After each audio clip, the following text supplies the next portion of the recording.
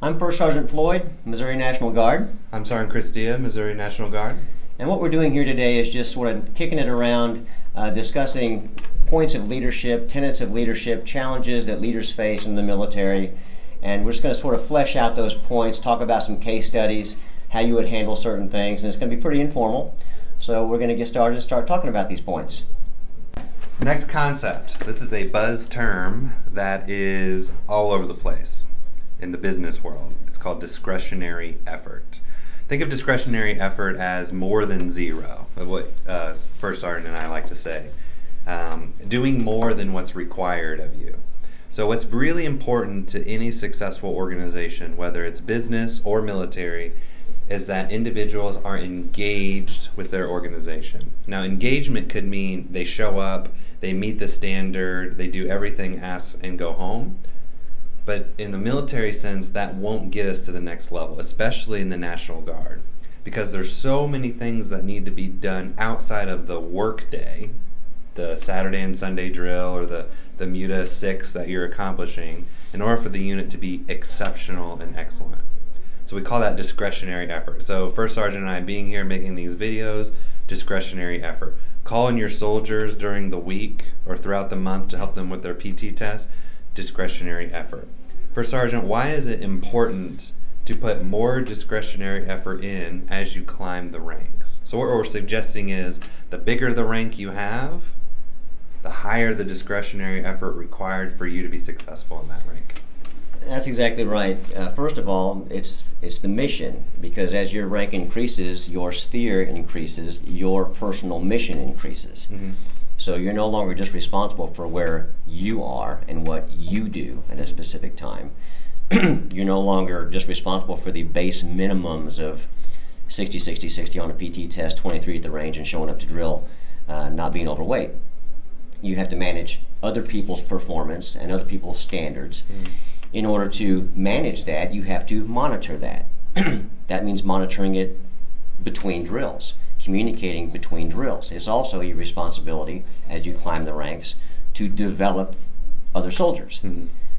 How do you develop other soldiers if you're not trying to contact them or develop lessons for them, or give them opportunities to develop?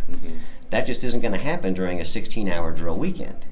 So not only just to meet the baseline minimums of the National Guard, of all the online training and other requirements that we have to stay on top of, you're going to have to do some discretionary effort between drills anyway. But as you climb the ranks, that even becomes more so, because there's more things that you have to be on top of. And if you're going to be a role model to somebody and provide better training, that's going to require thought processes from you.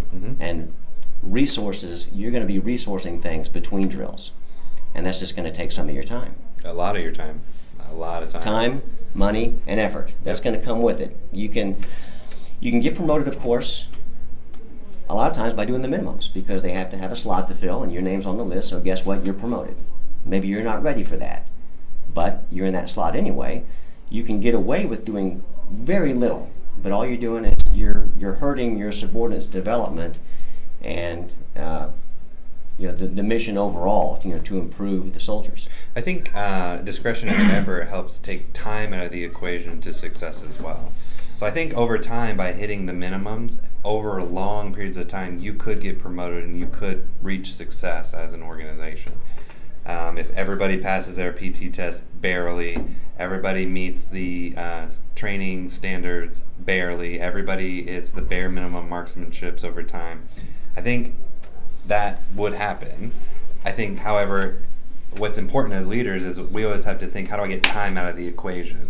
How do I get people qualified faster? How do I get people to be ready faster, especially in the environment we're in a near-peer war, where readiness is more emphasized than ever before. So I think the discretionary effort component helps us get to where we want to be successful faster. And I think one of our other videos, we're going to be talking about how do you move up in ranks more quickly. And I think discretionary effort might be a part of that solution. Well, also, this isn't going to be new to the soldier, especially if you, during your in-briefing or when you orientate, for example, my slot, the first sergeant, I have an orientation briefing. I lay that down and I set that expectation that you can do the minimums, and remain in the National Guard. But if you want to climb fast, succeed, excel, there's going to be more for you to do. Yeah. You're just going to have to decide where in your priorities does the National Guard fit. And it's not the same for everybody. Some people aren't going to put the priority into the National Guard that other people will. That's just a fact of life. And that's okay. I think we should acknowledge that that is okay if the National Guard is not your number one priority, or if, well, however you're utilizing the National Guard to reach your goals, individual goals and successes, is okay. Whether that's pay for school, whether that's become a general, whether that's to help you get more money, I mean, whatever it is, it's okay to have those goals and expectations. However, what we're saying is if you're going to be in the National Guard, do it at your 100% best and leverage the networking and the opportunities that you get within the National Guard by exercising discretionary effort.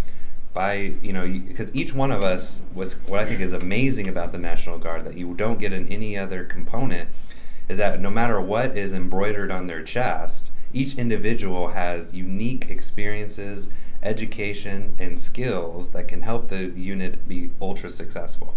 I know E4s that have PhDs, Own businesses, that are attorneys, and you just don't get that in active duty. You don't get an E4 that has this breadth and depth of knowledge and skills.